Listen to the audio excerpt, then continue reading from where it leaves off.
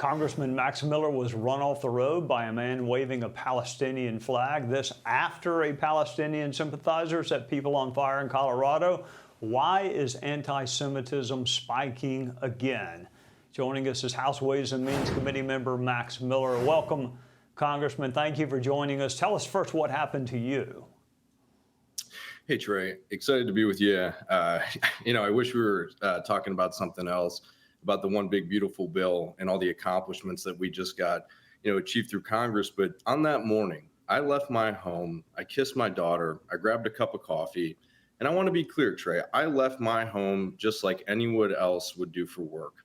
I hopped on the freeway, 3 minutes into my drive. A man comes up next to me and lays on his horn a lot and very aggressively. As soon as I didn't cave in and give him the gratification of looking over, he then took his vehicle and he used it as a weapon. And thank God that my daughter wasn't with me. Thank God that no one was in the lane next to me, because there would have been an accident. And he was matching me speed for speed. If I was going 40, he was going 40 on the freeway at 9:15 a.m. in the morning. Now, I know it's Cleveland, Ohio. It's not New York City. But yes, we have rush hour traffic. And he not only put my life in danger, he put everyone else's life on the road in danger that day. But I want to make something clear. I finished my day, Trey. I went about my meetings. And as soon as my meetings were done, that's when I filed a police report, because that's how I was raised by my father. When I face anti-Semitism, I don't cower in the face of things like this. Yes, he threatened me. Yes, he threatened to kill my family. But I didn't upend my day. And when my day was done, I went and I filed my police report. And it was incredibly sobering, because I thought about all of the students on our universities and college campuses over the last 2 years, Trey, that got bullied, that couldn't go to their English class just for being a Jewish American, or better yet, just for supporting the state of Israel. And that was my firsthand experience dealing with anti-Semitism. And I want to be clear, and this is very sobering as a Marine, I've never, as a civilian, had to put my hand on my weapon. I did that day. One hand was on the steering wheel and one hand was on my weapon, because I had no idea what this deranged man was going to do. Well, Congressman, I hope they put that man under the jail. Hating Israel and Jewish people has become normalized in some quarters again. And I say again because that is history repeating itself. How did we get back here? We got back here by foreign influence, like countries like Iran and Russia, with disinformation to American individuals. Look at the crimes that have been committed, Trey. The 2 Israelis that were murdered in Washington, D.C., who were they murdered by? They were murdered by a young Hispanic man from Chicago, Illinois.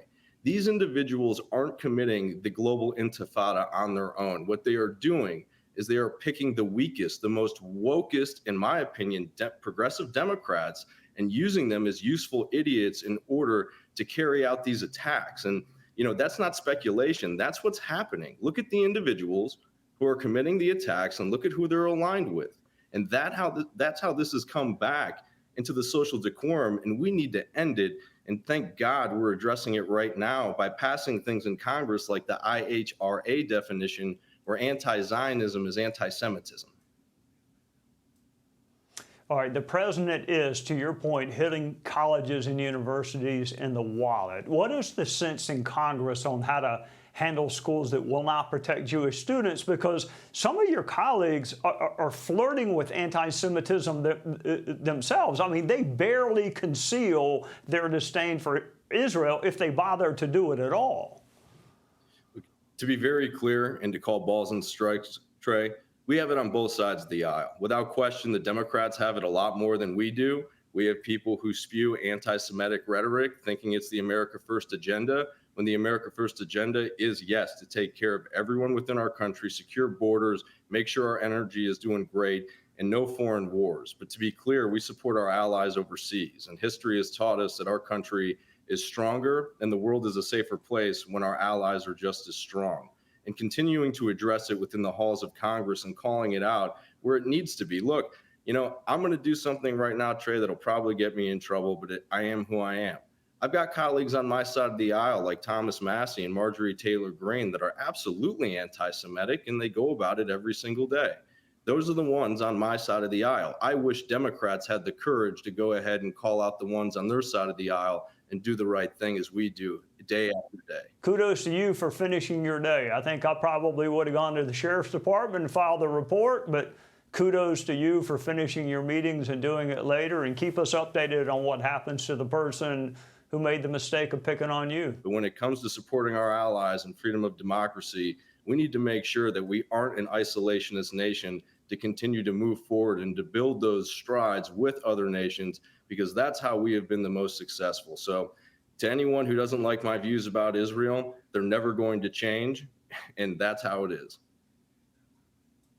Congressman Max Miller, thank you for joining us and being crystal clear on a Sunday night. Happy July 4th weekend to you and your family. God bless you, Trey. Thank you. Hey, Sean Hannity here. Hey, click here to subscribe to Fox News YouTube page and catch our hottest interviews and most compelling analysis. You will not get it anywhere else.